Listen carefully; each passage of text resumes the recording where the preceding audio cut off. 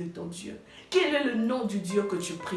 Quel est le nom du Dieu que tu adores? Quel est le nom du Dieu que tu sers? Quel est le nom de Dieu à qui tu t'es attaché? Quel est ton nom? Il s'est révélé à Moïse. Il a dit, je m'appelle, je suis.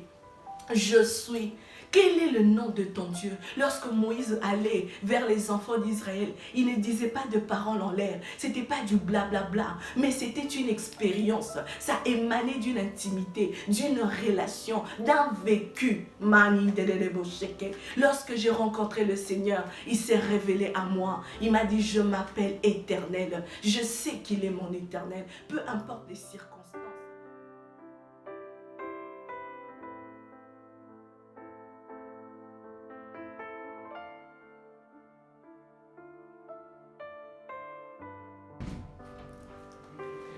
Bonjour, bonjour, shalom, bonsoir, tout dépend de l'heure à laquelle vous regardez cette vidéo. Je suis très contente de pouvoir vous retrouver dans cette nouvelle vidéo.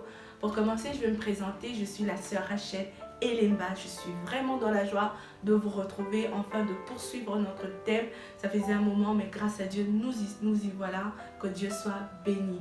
Vraiment, c'est la grâce de Dieu. J'espère que vous allez bien, vous et vos familles. Nous avons commencé ce thème sur la présence de Dieu, où nous avons défini c'était quoi la présence de Dieu. On a parlé de la présence approbative et la présence liée à l'omniprésence de Dieu. On a parlé de comment faire les clés pour pouvoir vivre la présence de Dieu. Donc, si tu n'as pas encore vu, suivi, regardé les vidéos précédentes, n'hésite pas de pouvoir regarder les vidéos précédentes afin d'être béni.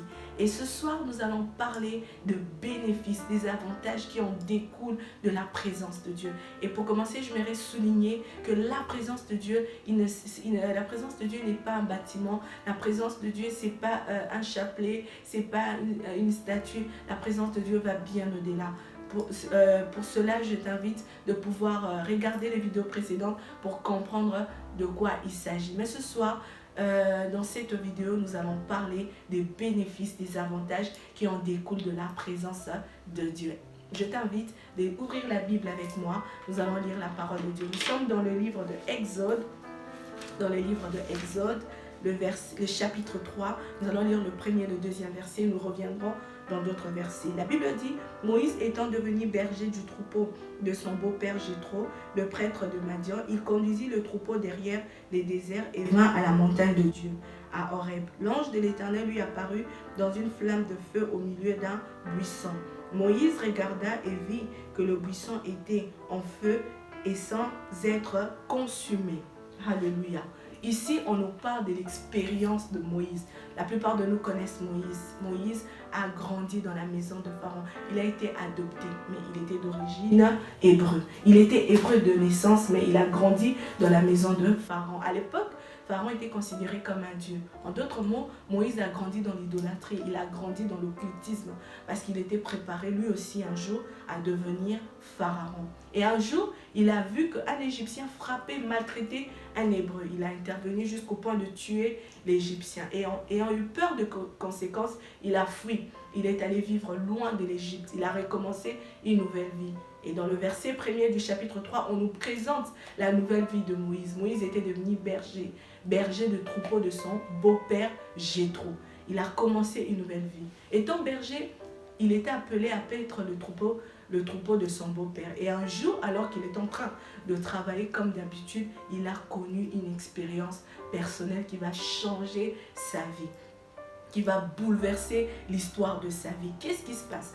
Moïse, en train de paître le troupeau de son père, il voit un arbre en feu, un buisson en feu. D'autres versions parlent de buisson, d'autres versions parlent de l'arbre. Un arbre en feu, mais qui ne s'est brûlé pas. Imagine la scène. Nous savons tous que le feu brûle, le feu calcine. Mais ici, le feu ne calcine pas, le feu ne brûle pas. L'arbre est en feu, mais ne se brûle pas. Imaginons la scène. N'est-ce pas surnaturel? N'est-ce pas extraordinaire? N'est-ce pas waouh? Et pourquoi l'arbre ne se brûle pas? Parce qu'il s'agit de la présence de Dieu. Il s'agit du feu dévorant. Dieu est un feu. Dieu est un feu dévorant. Moïse rencontre le Seigneur. Il rencontre cette expérience. il rencontre le feu dévorant. Dans la présence de Dieu, on vit le surnaturel. Dans la présence de Dieu, on vit l'extraordinaire divin. Dans la présence de Dieu, on vit le miracle. Un homme qui vit dans la présence de Dieu vit le miracle, est un homme de miracle. Un homme qui vit dans la présence de Dieu vit l'extraordinaire. On le verra même dans d'autres chapitres. Son bâton de berger, en les jetant par terre, était devenu un serpent. Et lorsqu'il le tient par la queue, le serpent redevient un bâton. Cela se passe dans la présence de Dieu. Dans la présence de Dieu, il y a les miraculeux. Tu veux vivre le miracle, l'adresse, c'est dans la présence de Dieu. C'est dans l'intimité, c'est dans la relation avec Dieu. Dans la présence de Dieu, le malade est guéri. Cela me fait penser à Bartimée. Bartimée ne voyait pas, il était aveugle. Mais lorsqu'il a entendu parler de Jésus, il s'écria, fils de David, aie pitié de moi. Jésus se retourne, Jésus s'approche de lui. Il a recouvert la vue. Ayant rencontré la présence manifeste de Dieu, il a recouvert la vue.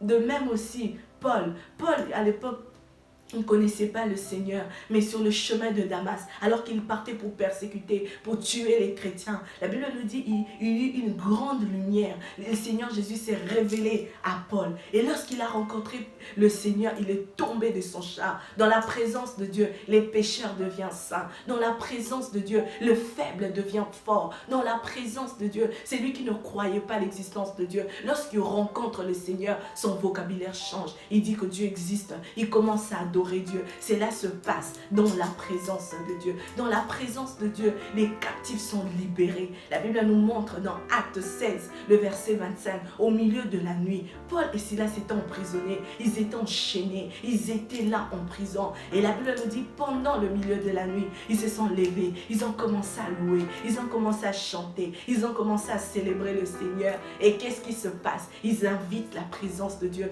parce que la Bible nous dit que Dieu siège au milieu de la louange de son peuple. Alors que le peuple de Dieu, Paul et Silas, étaient en train de chanter, étaient en train de célébrer, étaient en train de glorifier, étaient en train de prier, ils ont invité la présence de Dieu. La présence de Dieu s'est manifestée en prison, les chaînes se sont brisées, les portes se sont ouvertes. Dans la présence de Dieu, les captifs sont libérés, les chaînes tombent. Je ne sais pas le chaîne qui lie ta vie, ça peut être les chaînes du célibat, les chaînes de l'alcool, les chaînes de la drogue, les chaînes de la pauvreté, le chêne du chômage. Désire cette présence, recherche cette présence. Lorsque tu vas rencontrer cette présence, ces chaînes, rassure-toi, vont être brisées, ces chaînes vont tomber, tu sortiras de cette prison dans le nom de Jésus. Dans la présence de Dieu, on vit les miracles. Arrête de courir derrière les hommes, arrête de courir derrière les psychologues, les médecins. Recherche la présence de Dieu,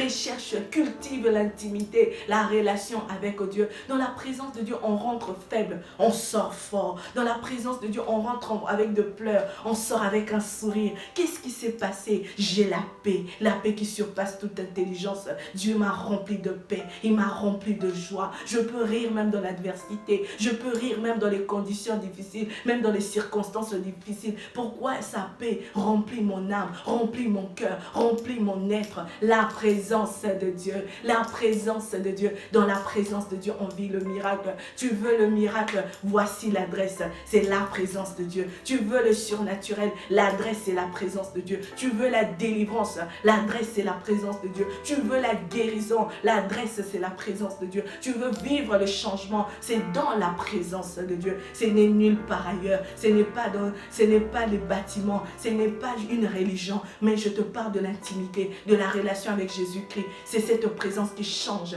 qui transforme le vie. Alléluia.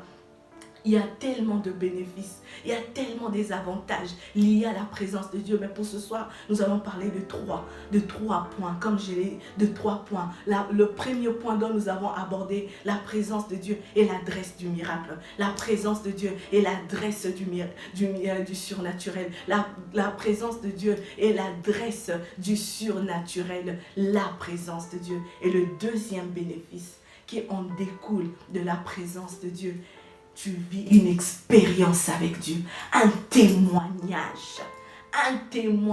une expérience avec Dieu. C'est une expérience avec Dieu, on le voit. Je vous invite de lire avec moi le verset Je vous invite de lire avec moi le verset 6. La Bible nous dit, commençons verset 5, Dieu dit, ne t'approche pas d'ici, retire tes sandales, car l'endroit où tu te tiens est une terre sainte. Il ajouta, je suis le Dieu de ton père, le Dieu d'Abraham, le Dieu d'Isaac, le Dieu de Jacob. Moïse s'est caché le visage, car il avait peur de regarder Dieu. Et le verset 14, la Bible nous dit, Dieu dit à Moïse, je suis celui qui suis. Et il ajouta, voici ce que tu diras aux Israélites, je suis envoyé vers vous. Et la présence de Dieu, lorsqu'on vit la présence de Dieu, on vit le surnaturel. Le verset 6, le Seigneur dit à Moïse, je suis le Dieu de tes pères, je suis le Dieu de tes pères. Mais au verset 14, il lui dit, je m'appelle, je suis. Moïse lui dit, quel est ton nom? Quel est ton nom? Il se révèle, il se présente. Je m'appelle, je suis. Un homme qui vit dans la présence de Dieu a une expérience avec Dieu, a un témoignage avec Dieu, a un nom de Dieu. Il arrête de parler du Dieu du pasteur. Il ne parle plus seulement du Dieu du pasteur. Il ne parle plus du Dieu de son mentor. Il ne parle plus seulement du Dieu de son père ou de sa mère, mais il donne un nom. Il dit, il a un nom de son Dieu. Il dit, mon Dieu s'appelle, je suis. Cela me fait penser à l'histoire d'Abraham. Alors que Dieu a dit à Abraham, donne-moi ton fils Isaac. Abraham a voulu sacrifier, tuer son fils pour prouver son amour envers le Seigneur. Et alors qu'il voulait le faire, Dieu lui dit, arrête, ne le fais pas. Je reconnais que tu m'aimes. Je sais que tu m'aimes.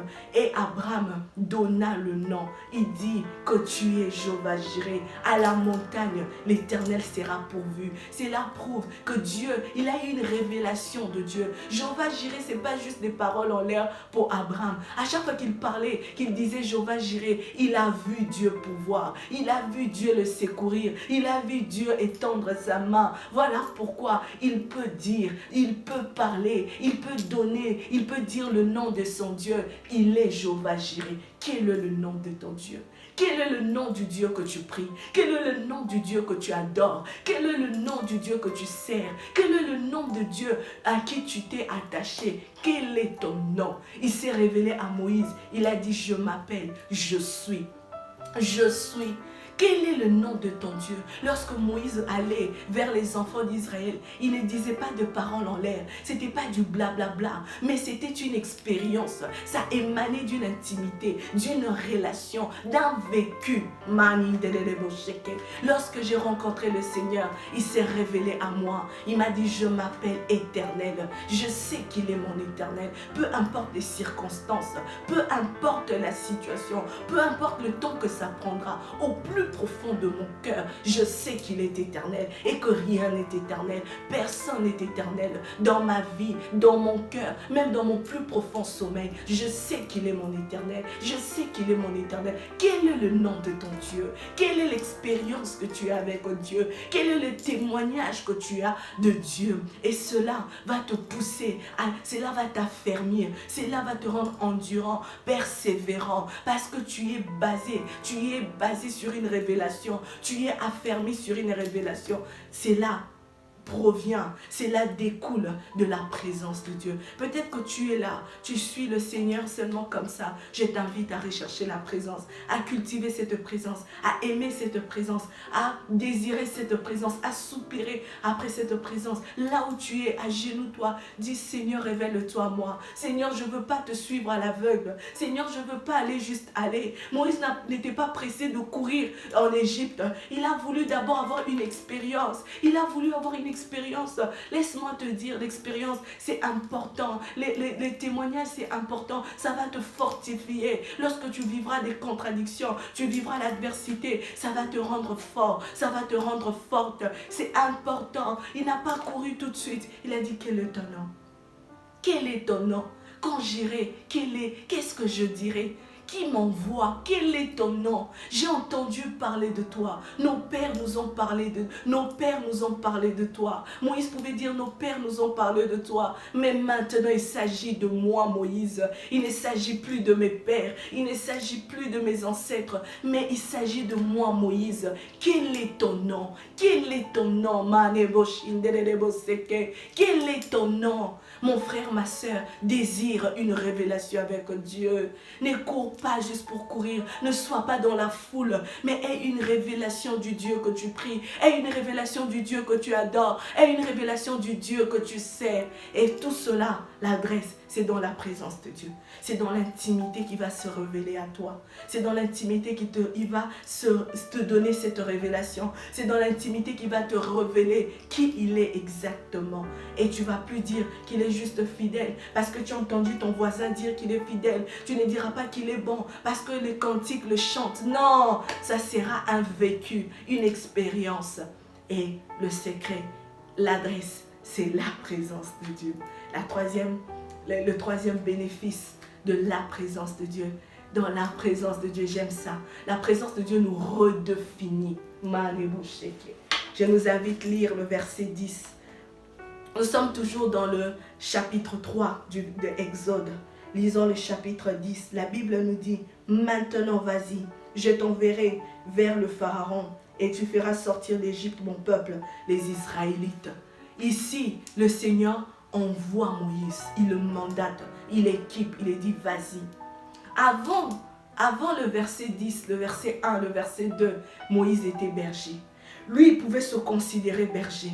Son entourage pouvait le considérer berger. Son beau-père pouvait le considérer berger. Sa femme pouvait le considérer berger. Mais quand Dieu regardait Moïse, il ne le considérait pas berger. Il ne le voyait pas comme un berger. Il le voyait pas comme un berger. Dieu le voyait comme un libérateur. Comme un libérateur. Dans la présence de Dieu, tu es redéfini. Tu es redéfini. Dieu te donne le sens de ta vie. Dieu te dit pourquoi tu existes. Dieu te dit pourquoi tu es sur terre. Quelle est ta mission? Au-delà d'être une femme, au-delà d'être un homme, au-delà d'avoir ceci, cela, Dieu te donne ta mission. Dieu te donne ta mission dans la présence de Dieu. Tu es là peut-être, je ne sais pas comment tu es né. Je ne sais pas d'autres, tu n'as pas été désiré. Ta maman t'a eu très jeune. Tu te dis que tu es un accident. Qui t'a dit que tu es un accident? Moïse, qui t'a dit que tu es berger? Moïse, qui t'a dit que tu es bug? Et si vous lisez tous les chapitres dont je vous invite à tout lire, la Bible nous dit qu'il avait la langue embarrassée. Il avait la langue embarrassée. Mais Dieu n'a pas la langue embarrassée. Le Dieu qui t'utilise n'a pas la langue embarrassée. Il s'investit en toi. Ne regarde pas tes faiblesses. Ne regarde pas ton passé. Ne regarde pas ton histoire. Peut-être que hier, avant cette vidéo, tu étais dans l'impudicité. Tu étais dans la fornication. Tu étais femme seule, tu étais dans la drogue, tu étais dans la dépression, tu étais dans je ne sais pas quoi. Mais moi, je veux te dire que Dieu t'appelle dans sa présence. Il va changer ton histoire, il va changer ton nom, il va te redéfinir, il va te donner un nom nouveau. Tu seras appelée épouse, tu seras appelée bien-aimée, rachetée, justifiée, sanctifiée, mise à part. C'est dans la présence de Dieu. Dans la présence de Dieu, on est redéfini. Moïse, qui t'a dit que tu es bug? Ma soeur, qui t'a dit que tu as la langue embarrassée? Je ne connais pas ton passé. Tu as peut-être avorté, tu as peut-être tué, tu as peut-être volé. Mon frère, ma soeur, viens dans la présence de Dieu. Jésus t'aime. Jésus veut changer ta vie. Jésus veut transformer ta vie. Si Dieu l'a fait pour Moïse, il veut le faire avec toi qui suis cette vidéo. Il veut le faire avec toi, ma soeur. Il veut le faire avec toi, mon frère. Si seulement tu te disposes. Moïse est en train de paître le troupeau de son père. Mais lorsqu'il a vu la présence de Dieu, il a tout arrêté. Il s'est approché. Il s'est disposé. Dispose-toi. Ouvre ton cœur. La Bible dit que lorsque tu entends la voix de l'Éternel, n'endurcis pas ton cœur. N'endurcis pas ton cœur. Ouvre les oreilles. Ouvre ton cœur. Reçois Jésus comme Seigneur et Sauveur. Accepte-le. Il veut changer ta vie. Il veut changer ton histoire. Il veut te sauver. Jésus veut te sauver. Il veut le faire maintenant. Pas demain. Pas après. Voilà pourquoi je t'invite à prier avec moi. Jésus veut sauver un homme ce soir. Jésus veut sauver une femme ce matin. Peu importe l'heure à laquelle tu regardes cette vidéo, la présence de Dieu, elle est disponible. Elle n'est pas liée à un bâtiment, elle n'est pas liée à un endroit précis. La présence de Dieu, elle est disponible là où tu te trouves, dans ton salon, dans ta chambre, dans ta maison, dans ta voiture. La présence de Dieu est là. Elle veut te toucher, elle veut te guérir, elle veut te restaurer, elle veut te changer. La présence de Dieu, elle veut t'échanger de manière radicale. Ceux qui t'ont connu hier berger ne pourront plus te reconnaître parce que tu n'es pas un berger. Moïse, tu es un libérateur. Tu n'es pas ce que les hommes disent que tu es. Tu n'es pas ce que la société dit que tu es. Tu n'es pas même ce que toi-même tu dis que tu es. Tu n'es pas ce que le diable dit que tu es. Tu es ce que Dieu dit que tu es. Accepte l'appel de Dieu. Accepte le salut. Voilà pourquoi nous allons prier. Je vais prier ce soir pour cette catégorie de personnes, pour cet homme, cette femme qui veut ouvrir son cœur, qui veut dire Jésus, je veux t'expérimenter. Rentre dans ma vie, change ma vie. Nous allons prier. Tu vas répéter ces paroles après moi. Dis avec moi, Seigneur Jésus, j'ai entendu ta voix.